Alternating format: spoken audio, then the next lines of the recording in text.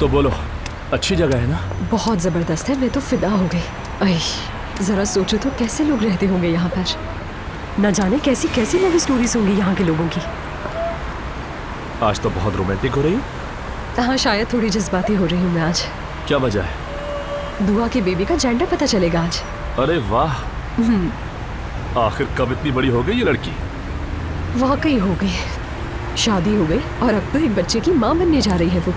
और हमें देखो वहीं के वहीं खड़े। अरे छोड़ो यार, हमारे नसीब भी कहीं इंतजार में होंगे हमारे। बस बस, मुझे सब समझ में आ रहा है। तुम्हारी इस मुस्कुराहट का मतलब कोई नसीब नसीब नहीं है। अब ऐसे भी मत कहो। अच्छा छोड़ो इस बात को। तुम्हें क्या लगता है, लड़की होगी या लड़का होगा? मेरा ख्याल है लड़का होगा। लड़की हो जाए यार। क्यों यार, एक छोटा सा प्यारा सा अपू जूनियर होगा।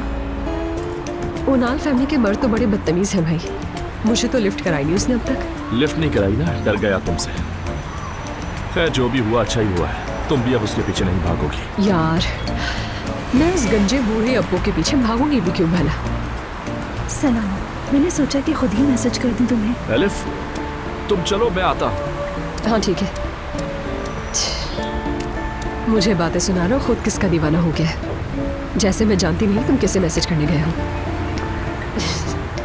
हम सभी वैसे उस खानदान के पीछे लग गए हैं।